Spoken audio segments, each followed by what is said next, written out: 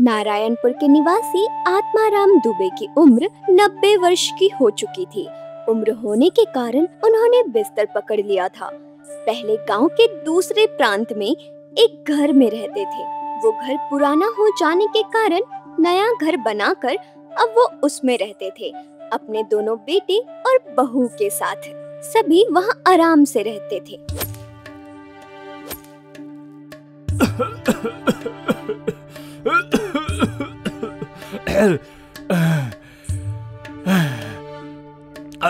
अनिल, अरे अनिल, सुनील, कहाँ हो तुम?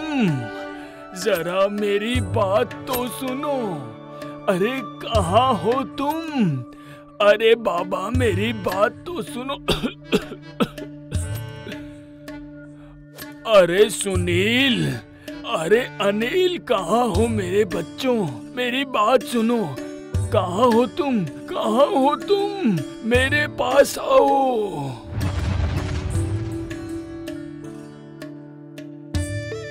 उफ बाबा, सुबह सुबह कौवे की तरह काऊ काऊ क्यों कर रहे हैं? क्या हुआ, क्या है? हाँ, अरे बड़ी बहू, सुनील और अनिल को जरा बुला कर लाओ तो जरा। उन्हें बुलाओ ना। क्यों, क्या हुआ है? सुबह सुबह हमें ऐसे परेशान क्यों कर रहे हैं? बड़ी बहू, मेरी तबीयत ठीक नहीं लग रही है बेटी। मुझे लग रहा है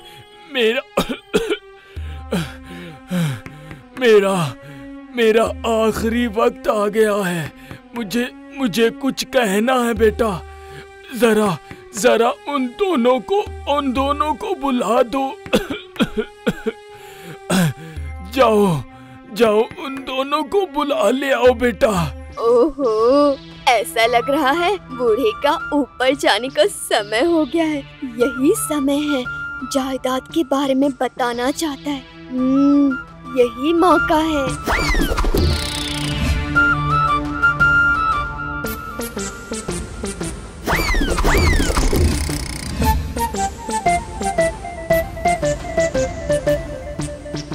बाबा, क्या हुआ? आपने मुझे क्यों बुलाया बाबा?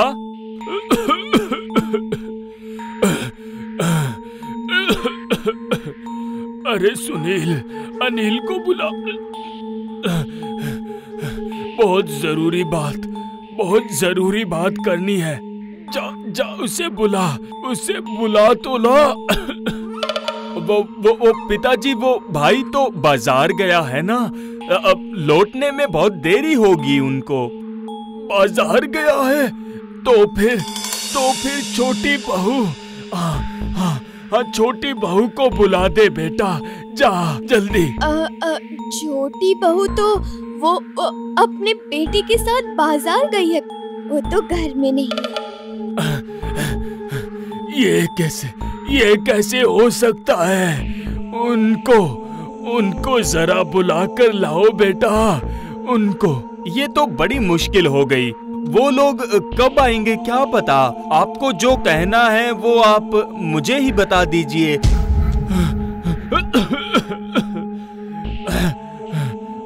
तो ठीक है। व्यापार करके मैंने बहुत पैसे कमाए थे बेटा। तेरी माँ और मैंने थोड़े पैसे लेकर गृहस्थी चलाई थी बेटा। और बाकी के पैसे है ना, वो सारे पैसे बेटा एक जगह पर तेरी माँ और मैंने रख दिए थे। यही बात मुझे हाँ, बाकी के पैसे बताइए ना। बाकी पैसे मिट्टी की हंडी में घर के नीचे दफन है। तू और अनिल आपस में बांट लेना। ठीक है बेटा। मेरी बात याद रखना।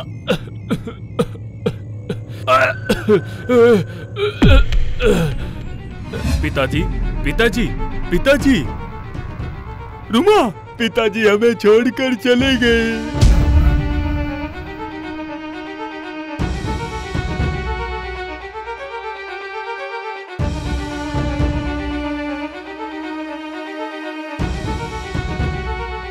अरे क्या हुआ? यहाँ क्यों आ गई हो तुम? अरे धीरे, तुम्हारा बाप मर गया है। अभी नाटक करके दिखाना पड़ेगा ना कि हम दोनों कुछ नहीं जानते, हमें कुछ नहीं बताया। इसका मतलब भाई को पैसे के बारे में कुछ ना बताऊं? अरे बेवकूफ, देखो उसे तुम किस खुशी में बताने चाहोगे? हाँ, उसको बताने से छोटी बहू को भी तो बताना होगा। तुम्हारा दिमाग बिल्कुल काम नहीं करता। लेकिन घर के किस जगह पर पैसे छुपाए हुए हैं ये तो पिताजी ने बताया। इतने बड़े घर में कहाँ ढूंढेंगे हम? यही तो मैं भी सोच रही हूँ। जो होगा बाद में देखा जाएगा। अभी हम लोगों को नाटक करना पड़ेगा। चलो चला जाए।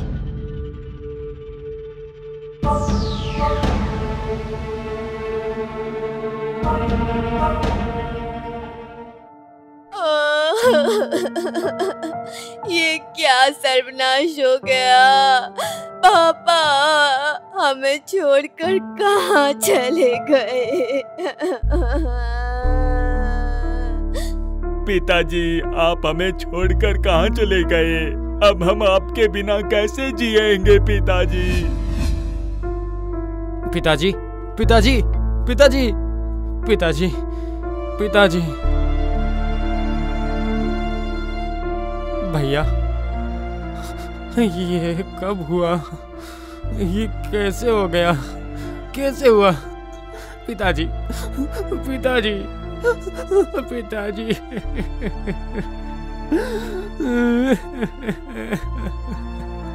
पता नहीं देवर जी, मैं और तुम्हारे भैया अपने कमरे में थे। यहाँ के देखा पिताजी गुजर गए। संभालिए, खुद को संभालिए दीदी। अगर हम ही टूट जाएंगे तो इन्हें कौन संभालेगा? कैसे संभालूं छोटी? पिताजी मुझे बहुत ज्यादा प्यार करते थे। प्यार से वो सब कुछ मुझे दे देते थे। पिताजी, पिताजी, मैं आखिरी वक्त में आपके पास नहीं रह सका। पिताजी, आपके साथ नहीं रह सका। मुझे माफ कर दीजिए पिताजी।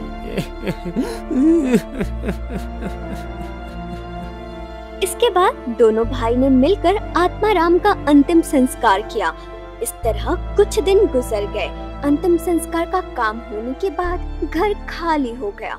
एक दिन रात में अनिल और लीला अपने कमरे में सो रहे थे। अचानक से आंगन से लीला को कुछ आवाज सुनाई दी और वो नींद से जग गई।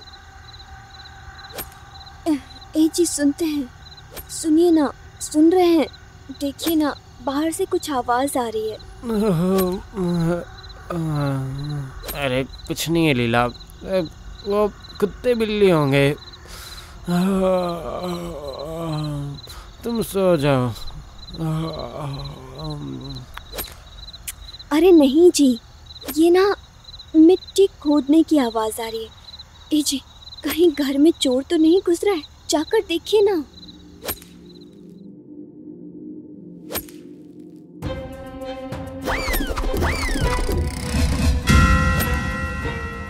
भैया, आधी रात को आप मिट्टी क्यों खोद रहे हैं भैया? क्या हुआ है? अरे मिट्टी क्यों खोदूंगी? वो तुम्हारे भैया ना गड्ढा बना रहे थे। हाँ, गड्ढा बना रहे थे। गड्ढा बना रहे थे मतलब इतनी आधी रात में भैया गड्ढा क्यों बना रहे थे? क्या हुआ है बताइए तो दीदी। क्या होगा? कुछ भी तो नहीं हुआ है। तेरे भैया, तुम तो जानते हो ना उनका क्या क्या करते रहते। आधी रात को बोले गड्ढा खोदना है। क्या अजीब बात है, क्या क्या करते रहते हैं भैया। जाओ, जाकर कमरे में सो जाओ। जाओ, बहुत रात हो गई है। हाँ हाँ, जा रहा हूँ। चलो रुमा, चलो।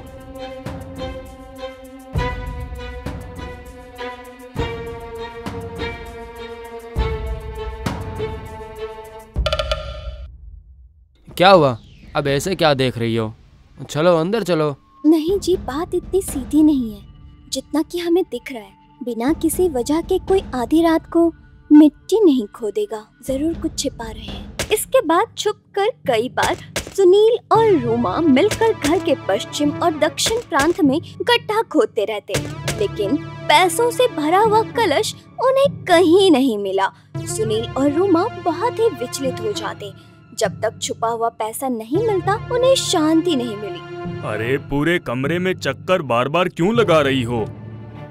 और क्या करूं बताओ तो? घर के दक्षिण और पश्चिम सभी प्रांत में खोज लिए, लेकिन कलश तो कहीं मिला ही नहीं। अरे इतना बड़ा घर है, पूरा ढूंढे बिना बताना मुश्किल है कि पैसे कहाँ पर हैं। उफ, तुम्हारा बाप भी ना बिल्कुल बेकार था। बोलना ही था तो पूरी बात कहते, आधी बात बोलकर लुढ़क गए वो। हट हट। अरे वो तो अभी मिलने से रहे, और इधर पूरे घर में मिट्टी खोद के ढूंढूंगा, उसका उपाय भी नहीं है। हाँ, तुम्हारा छोटा भाई और उसकी पत्नी हम पर शक करने लगेंगे और हमारे हाथ कुछ नहीं आएगा। हैं, वो दोनों जब तक घर में रहेंगे हम लोग मिट्टी खोदकर पैसे निकाल पाएंगे। तो अब क्या करें रूमा? एक उपाय है। एक काम करिए आप ना गांव की तपन मिस्त्री को खबर दे दो। बोलो कि मिट्टी खोदने के लिए कुदाल, फावड़ा सब चाहिए। आप कल ही जाओ उसके पास।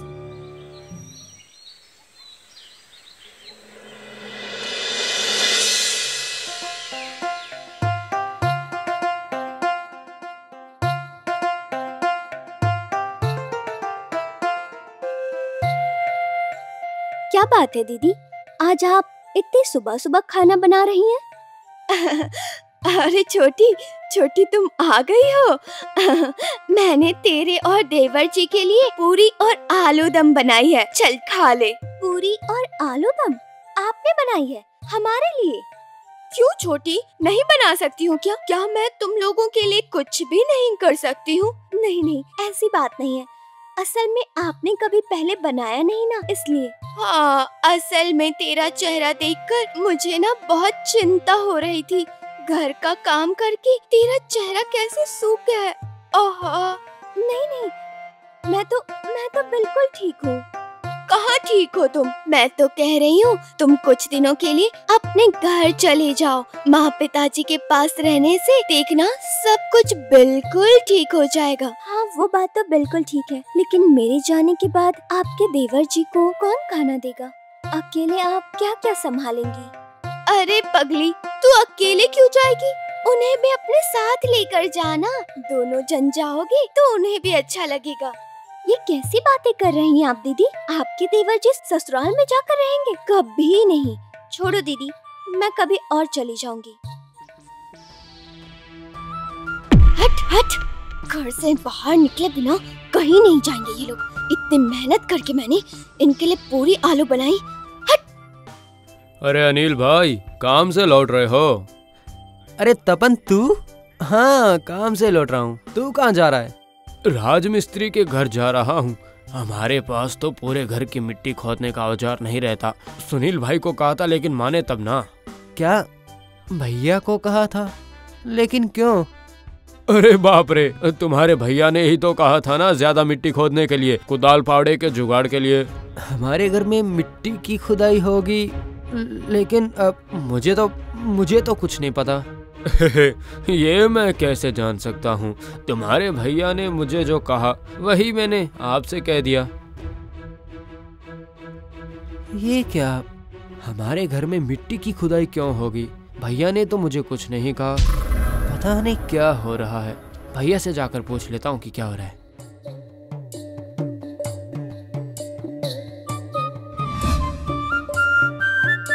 ये लो तुम्हारा खाना। दोपहर हो गई लेकिन घर नहीं आए खाने, तो मैं ले आई।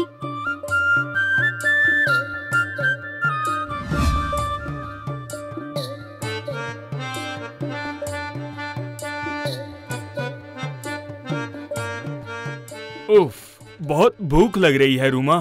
तुम कितनी अच्छी हो रूमा। हाँ, बैठे बैठे खाओ बस। यहाँ मैं क्या करूँ ये सोचकर पागल हो रही हूँ। अरे हाँ, तुमने क्या सोचा है बताया नहीं? पूछो मत। इतनी मेहनत करके आलू पूरी बनाकर छोटी से कहा कि अपने मायके से चले आओ। फिर क्या हुआ? उस उसके बाद कुछ नहीं, सीधा मना कर दिया उसने। तुम्हें बताओ, अब हम लोग पैसे कहाँ से ढूंढेंगे? हे भगवान, उधर तो मैंने तपन मिस्त्री को सब कुछ जुगाड़ करने के लिए बोल दिया है, अब तो ज्यादा मुश्किल हो जाएगी। नहीं नहीं नहीं नहीं, ऐसा नहीं हो सकता है, समझे? कुछ तो बहुत बड़ा सोचना होगा। सबसे पहले इन दोनों को घर से बाहर निकालना होगा। निकालो भी मतलब? ये घर भाई का भी तो है। रुको रुको, तुम रूमा को जानते नहीं हो। रूमा पैसों के लिए कुछ भी कर सकती है। देखो कैसे मजा चखाती हूँ। क्या भैया ने मिट्टी खोदने के लिए मिस्त्री बुलाया? लेकिन घर में तो कोई काम ही नहीं है। और दीदी बोल रही थी। क्या हुआ लीला, क्या सोच रही हो? आज सुबह दीदी मेरी वजह से कह रही थी आपको लेकर मायके चली जाओ। कुछ तो एक बात है, पता है? भैया, आपने तपन मिस्त्री को मिट्टी खोदने के लिए क्यों बुलाया है, बताइए तो। अचानक घर में मिट्टी खोदने की क्या जरूरत पड़ी? और आपने अभी तक मुझे कुछ बताया भी नहीं। अरे बताएंगे क्यों नहीं, जरूर बताएंगे। असल में तुम्हारे भैया बोल नहीं पाएंगे ना, इसलिए मैं बोल रही हूँ। क्या बात है, मुझे तो कुछ भी समझ में नहीं आ रहा है। देख अनिल, पिताजी ये घर और ये दौलत मेरे नाम करके गए हैं, तो अब इस पर तेरा कोई हक नहीं है। क्या ये सब आप क्या कह रहे हैं भैया? पिताजी कभी ऐसा नहीं कर सकते। वो मुझसे बहुत प्यार करते थे। गलत, एकदम गलत है देवर जी। आखिरी के कुछ वक्त में पिताजी तुमको पसंद नहीं करते थे और लीला तो उनको बिल्कुल नहीं भाती थी। ये क्या बोल रहे हैं दीदी? ठीक ही बोल रही हूँ छोटी, इसलिए तो मरने से पहले पिताजी ने एक बार तुम्हें बुलाया भी नहीं। बिल्कुल नहीं, ऐसा नहीं हो सकता। पिताजी ऐसा नहीं कर सकते हैं, कभी नहीं कर सकते। पता था मुझे, तुम विश्वास नहीं करोगी, इसलिए तो मैंने सरपंच को बुलाया है। इंतजार करो, वो बस अभी आते ही होंगे। मैं आत्माराम दुबे अपने होशो हवास में ये नाती भुगत करता हूँ। मेरे मरने के बाद मेरी पूरी जायदाद का नया घर, तालाब सब मेरे बड़े बेटे सुनील के नाम होगा और अपना पुराना घर मैं अपने छोटे बेटे के नाम करता हूँ। क्या ये वसीयत पिताजी ने बनाई है?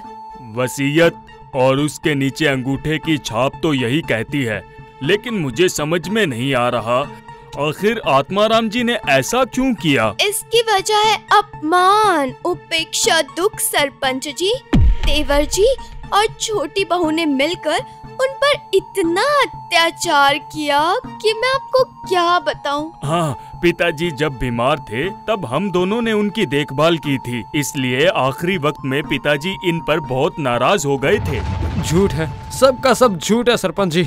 मैंने और लीला ने पिताजी का बहुत ध्यान रखा था। पिताजी ऐसा हमारे साथ कभी भी नहीं कर सकते, कभी नहीं। लेकिन वसीयत के हिसाब से तो मुझे ये फैसला करना ही पड़ेगा अनिल। इसके बाद सुनील और रूमा एक दूसरे की तरफ देखकर हंसने लगते हैं। उन्हें याद आता है कि मृत्यु के बाद एक सफेद कागज में उन्होंने आत्माराम के अंगूठे का निशान ले लिया था। वैसे ये चालाकी रूमा की थी। सुनील मन ही मन अपनी बीवी के दिमाग की प्रशंसा कर रहा था। सरपंच जी सुनिए ना, आप ही इन्हें कह दीजिए कि इस घर से निकल जाए। भैया मैं तुम्हारा सगा भाई हूँ, तुम अपने भाई के साथ ऐसा कैसे कर सकते हो? देखो अनिल, आत्माराम जी की वसीयत के मुताबिक पुराना घर तुम्हारे नाम पर है, तो तुम अपनी बीवी को लेकर वहीं पर चले जाओ। लेकिन सरपंच जी, वो घर तो खंडर है, वहाँ रहना मुश्किल है। इसके पहले नया घर बनाना पड़ेगा। अरे क्या बदतमीजी है छोटी, मैंने कहा ना तुमसे, तुम दोनों को घर से निकाल दिया है पिताजी ने। नहीं मानती हूँ, मैं बिल्कुल नहीं मानती हूँ ये सब। मुझे अच्छे से पता है कि जो भी हो रहा है ये आप लोगों की चाल है। क्या? जितनी बड़ी है नहीं उतनी बड़ी बात। ए जी सुना आपने, ये किस तरह से बात कर रही है? सरपंच जी, आप कुछ बोलेंगे नहीं? शांत हो जाओ बेटा, शांत हो जाओ। देखो, वसीयत के मुताबिक ये घर अब उन लोगों का है। अगर वो लोग नहीं चाहेंगे तो तुम दोनों यहाँ नहीं रह सकते। लेकिन क्या सरपंच जी? क्योंकि सारी जायदाद सुनील के नाम पर है, तो मैं उसे आदेश देता हूँ तुम्हारे पुराने घर की मरम्मत के सारे खर्चे वही देगा। ठीक है सरपंच जी, मेरा दिल इतना भी छोटा नहीं है कि मैं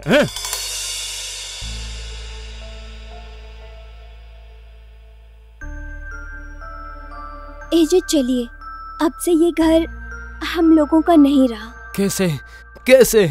पिताजी ऐसा नहीं कर सकते, नहीं कर सकते।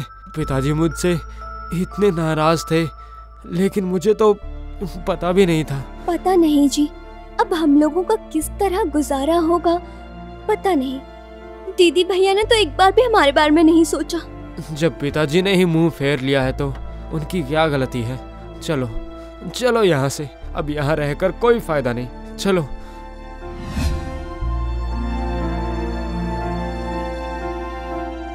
अरे रुमा, तुम्हारे दिमाग का तो जवाब नहीं। क्या चाल चली तुमने, एक तीर से 2 निशाने मार दिए।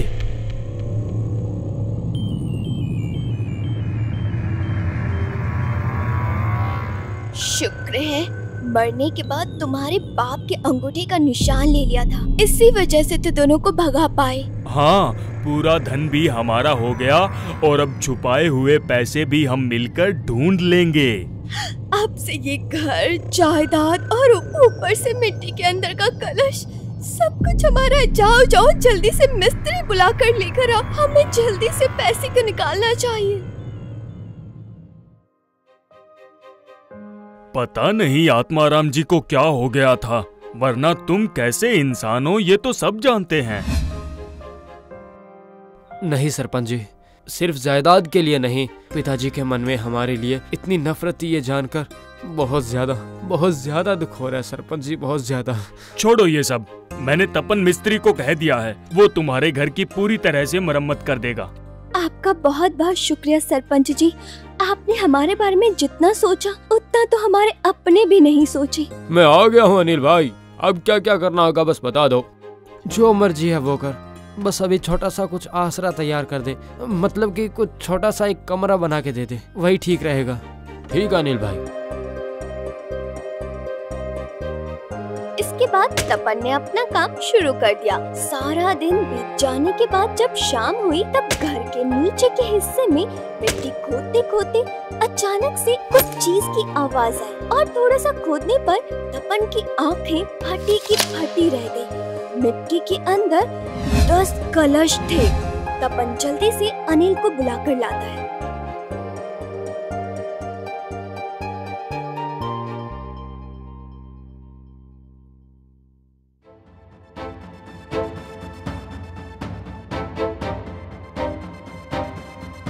ये क्या?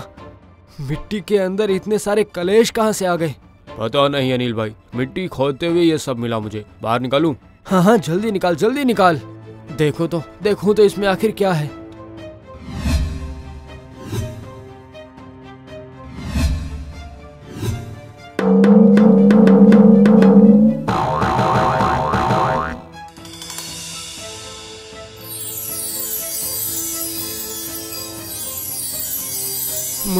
मुझे कुछ पता नहीं तपन, कुछ नहीं पता। हमारे घर के नीचे 10 कलश भर के सोने के सिक्के पड़े हैं। वहीं दूसरी तरफ सुनील मिस्त्रियों को बुलाकर पूरे दिन घर को खुदवाता है। सारा घर छानने के बाद भी उसे कुछ भी नहीं मिलता है। शाम के वक्त हताश होकर सुनील जब आंगन में बैठा हुआ था तभी गांव का एक लड़का आकर कहता है, काका, गजब हो गया काका, गजब हो गया, बहुत गजब हो गया काका। उफ, अरे क्या हो गया? अभी शाम के वक्त तू क्यों आया है? क्या गजब हो गया? सुनिए, तुम्हारे भाई के घर से 10 कलश भर के सोने के सिक्के मिले हैं और तुम्हें पता ही नहीं है। क्या कहा तूने? तुम्हारे भाई के घर से 10 कलश भर के सोने के सिक्के मिले हैं। गांव के सभी लोग उधर ही जा रहे हैं। लगता है तुम्हें खबर नहीं मिली। इसका मतलब पिताजी ने कलश भरकर पैसे पुराने घर में छुपाए थे। ये बात तो हमने बिल्कुल भी नहीं सोची थी। रुमा,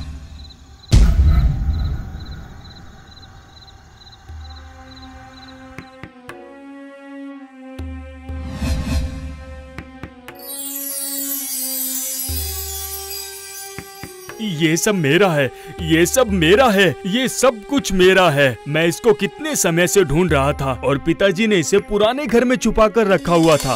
इसका मतलब भैया तुम जानते थे कि पिताजी ने ये पैसे छुपाकर यहाँ पर रखे हैं और हमें बताया तक नहीं।